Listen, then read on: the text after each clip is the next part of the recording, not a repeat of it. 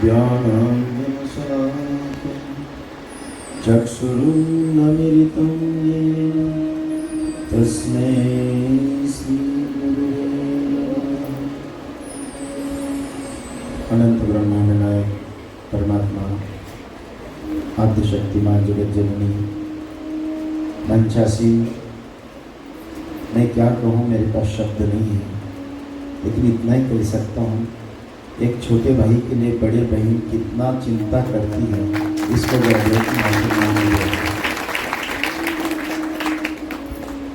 माँ मेरे अंदर से टेलीस्कोप लगाकर छोटी छोटी अच्छाइयाँ देखती है, ऐसी कोई अच्छाइयाँ नहीं है, ये बहन का एक प्रमाण मानते हैं। महामंडलेश्वर माँ, कभी कभी तो मुझे उनका नाम लेने में भी लगता है कि मैं इतना बड़ा तो नहीं हूँ, लेकिन उनका अनन्य प्रेम जिस तरह से कुमार मटके को बनाता है, इसी तरह से उत्तम स्वामी जी को ईश्वरानंद बनाने वाले माँ हैं।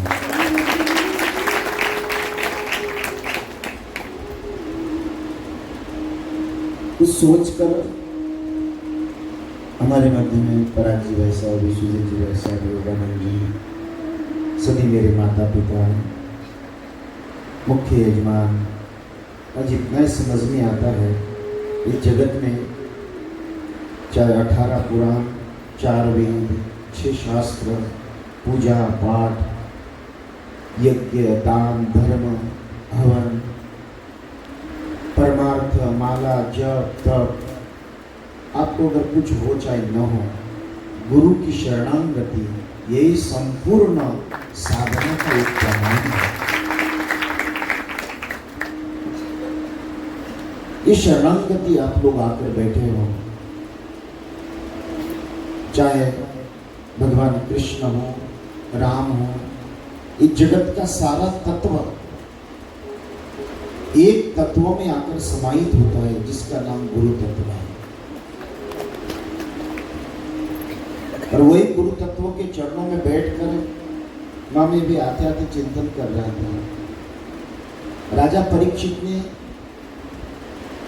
गर्भ में साक्षात चतुर्भुज परमात्मा के दर्शन किए, लेकिन वही राजा को मोक्ष अगर प्राप्त करना था तो सद्गुरु के शरणागति में ही आकर प्राप्त किया।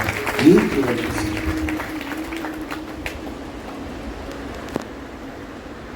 चाहे जगत का कोई भी तत्वों का आप पहुंच जाए,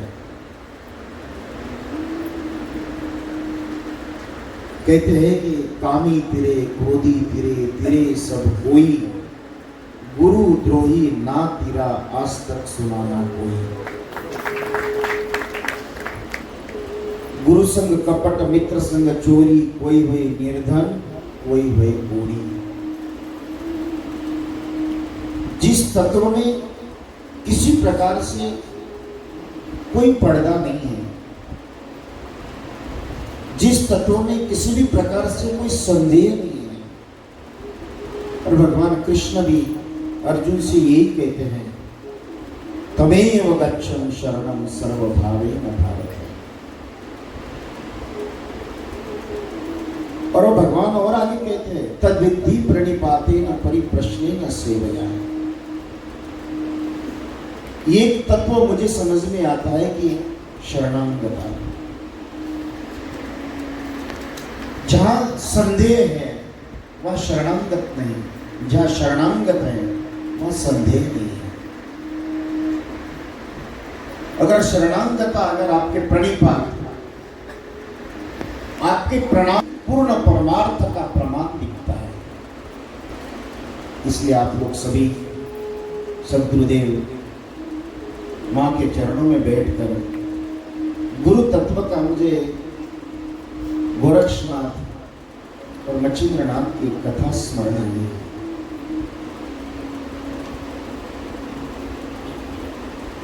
मच्छिंद्रनाथ ने अपने शिष्य गुरु गोरक्षनाथ की परीक्षा करने का संकल्प किया, भिक्षा के लिए गए। भिक्षा में कुछ बड़े मिल गए, उस बड़े लेकर जब आए तो मच्छिंद्रनाथ को बड़े अच्छे लगे, स्वादिष्ट लगे। उनका वापस भेजा। ऐसे कई बार भेजने के बाद जिस माँ ने कहा कि तुम अपने गुरु के लिए सब लेकर जा रहे हो, इसके लिए मुझे क्या दे सकते हो? तो उन्होंने कहा महाराज क्या देना, क्या मांगना है मांगिए। उनका तेरी आंख दे दे। गोरक्षनाथ जी ने आंख दे दी, आंख में पट्टी लगाए लाए। मच्छिंद्रनाथ ने पूछा आंख में क्या हो गया? गोरक्षनाथ कहते आंख आ गई। मच्छिंद्रनाथ कहते गोरक्षनाथ पट्टी खोल, आंख आ गई। यही शरणागति है। शरीर प्राधान्यता इस साधारण जीवात्मा के लक्षण है। मन बुद्धि प्रधान रखते हुए, प्रणाम करते हुए संपूर्णता शरणागति, ये सर्वश्रेष्ठ लक्षण है। एक बार शरीर से शरणागति हो चाहे न हो, लेकिन मन बुद्धि के द्वारा आपकी शरणागति ये परमात्मा की कृपा का प्रमाण है। और शरणागति सानिध्य साधना से नहीं होती है। कितनी भी साधना करे, ज्ञान के कई प्रकार बताए, विकृत ज्ञान, सुकृत ज्ञान, साधनात्मक ज्ञान, स्वार्थात्मक ज्ञान, आत्मात्मक ज्ञान, पारमार्थिक ज्ञान, लेकिन महाराज शरणागति अगर कहीं प्राप्त हो सकती है तो सदगुरु का आश्रय प्राप्त करके ही हो सकती है। और वो आश्रय की अनुभूति, आनंद, ये शब्दों के द्वारा लिखा नहीं जाता है। इसलिए आप सभी, मुझे तो लगता है कि ऐसी जगह पे इसको मैं स्वर्ग नहीं कह सकता। अगर मैं कुछ पूछे, मुझे अगर कोई कहे आपके जीवन का ये समय है, इस समाधि का समय है, स्वात्मानंद का समय है, इस समय का सदुपयोग करते हुए जो माँ के शब्द, ये वेद वाक्य भी इसके सामने अनूज है। सदगुरु के शब्द जहां शास्त्र वेद पुराण भी मुझे लघु दिखते हैं। गुरुर वाक्यम सदा सत्य है, न गुरुर अधिकम न गुरुर अधिकम। इसलिए जीवन में, संसार में प्रारब्ध से चालो और गुरु के चरणों में पुरुषार्थ से जो चलेगा वही परमात्मा को प्राप्त कर सकता है। इसलिए अपने जीवन में परमार्थ हम जानते नहीं परमार्थ क्या है, लेकिन सदगुरु की शरणागति यही जगत का सर्वश्रेष्ठ अगर कोई साधन हो सकता है। कई ऐसे उदाहरण आते हैं। इसलिए श्रोताओ, आप लोगों ने माँ के चरणों में, मेरे लिए तो क्या बताए, क्या कहे, शब्द नहीं है, लेकिन लगता है बाल्यकाल से माँ ने भी त्यागा और मैंने भी परिवार त्यागा है, लेकिन किसी से आत्मीयता अगर मेरी कोई हुई है, मेरे गुरु के बाद अगर किसी से आत्मीयता हुई तो वो माँ है।